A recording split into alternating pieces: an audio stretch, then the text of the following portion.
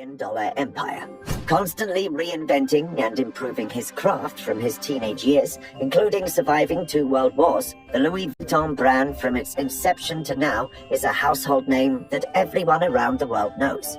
In this video, we'll be talking about the journey of innovation, originality, and exclusivity that led Louis Vuitton to where it is today, from a small trunk-making business to an exclusive fashion house. Stay tuned. Founded in 1854, Louis Vuitton now ranks as the #1 luxury brand in the world and is now worth over $300 billion. This was definitely not achieved overnight, and we will show you how in this video. It all began in the 19th century with a homeless teenager named Louis Vuitton. Despite having no money or food, one can tell from his early drive and determination that Louis was a man with a vision and a plan. Born in Angers, France, to a farmer and hat maker, Louis grew up a hard worker. He had started working on the farm and stockpiling firewood at the age of 6. Unfortunately, when Louis was 10, his mother passed. He had a complicated relationship with his stepmother, who never missed an opportunity to make his life miserable. At 16, Louis made a resolution and left home. He made his way to Paris by foot, arrived penniless, and only had a cloak to keep him warm at night. Homeless Louis would sleep along the streets or in the woods. He was immediately drawn to artists and craftspeople. Even though the pay was poor, he was happy to take odd jobs to get valuable skills. He learned to work with stone, metal, fabrics, and food. This was the time when the first railway line to Paris was opened. Travel had just become accessible, and lots of craftsmen were beginning to see the opportunity in front of them.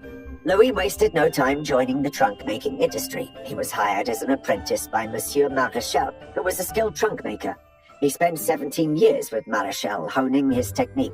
Having become a favorite of his employees' clients, he was eventually made the personal box maker of the Empress of France in 1851. Louis had become so popular by this point that he was able to start his own business. He realized he could finally afford a wonderful life and chose to create his own family. By 1854, he got married to 17-year-old Clemence Emile Parrot. 3 years later, he had their only child, an adoring boy they named Georges Vuitton. At this point, we can begin to count the decisions that all together formed the success story of the Louis Vuitton fashion house. Like every visionary, Louis was not comfortable with the standard. He always strived to not just improve the norm, but also to make a statement. The first trunks at the time were made of leather and had a dome-shaped lid. The lids were designed so that water would run off the top rather than soak the trunks. Louis figured that a flat-top trunk would make travel boxes easier and faster to load. To tackle the leather problem, Louis experimented with other possible materials and then discovered the missing piece of the puzzle was canvas. When compared to leather, the canvas was lighter, more durable, and water-resistant. This revolutionary concept altered the game and gave rise to modern luggage design. Another way Louis changed the game was through their handbags, which were not widely used at the time. Many women were skeptical of them as they were heavy and made of materials that frequently resulted in injury. But the demand was so high that Louis knew it was time to expand. This was when he brought his son Georges into the business. Fortunately, Georges, like his father, instantly began to create value. He made the very first secure tumbler locks that became the signature of the Louis Vuitton trunk. Following the Franco-Prussian War, the father and son were forced to restart their lives. Notably, Louis had become homeless again due to the war, forcing the Vuitton family to evacuate their company and home. As soon as they could, Louis and Georges utilized what little money they had left to open a new business in an expensive neighborhood, capitalizing on the recent drop in property prices. Within months, business was thriving again, but Louis did not relent. He went on to experiment with even more adventurous ideas. He designed the bespoke striped pattern that was printed on the canvas materials he used to produce trunks and bags. Louis then extended his business by opening a store in London. This increased demand, not only from society's elite, but also from royals. This was his final accomplishment because he died shortly after, at the age of 72. Bringing Georges into the business no doubt paid off, as the business did not suffer along with the death of its founder. Georges took on a more active position as a leader by traveling to the United States. Georges knew that the products were good enough to become a household name all over the world and resolved to expand outside Europe. The first move he made toward establishing a worldwide network was collaborating with John Wanamaker, who owned the John Wanamaker department store in New York. The bags were now in the United States and sales were up. But Georges understood there was still work to be done. At this point, he introduced the LV monogram in honor of his father. This revolutionary design sent shockwaves around the world, and products manufactured with that design sold faster than ever before. The Second World War broke out and consequently halted the business. By then, Georges had just passed and his son Gaston had stepped up to the lead. Notably, he had big shoes to fill and was off to a very rocky start. He had to shut down all factories and stores. By the time the war ended, it had taken a toll on him. He handed over the business to his sons Henry, Jacques, and Claude, who did not bring anything new to the table, and as a result, the business stagnated. Their sister's husband, Henri Lequesme, who already ran a steel trading company, was notably a savvy businessman, so the Vuitton brothers put him in charge in 1977. This marked the beginning of non-Vuittons heading the business. Lequesme immediately pivoted Louis Vuitton from wholesale to retail. He ventured into the Asian market and notably opened stores around the world. Within the next 7 years, sales skyrocketed from around $20 million to over $250 million. By 1987, Louis Vuitton reached almost $1 billion in sales and became part of a luxury goods conglomerate after a merger between Louis Vuitton and Moët Hennessy, which up until today is headed by Bernard Arnault.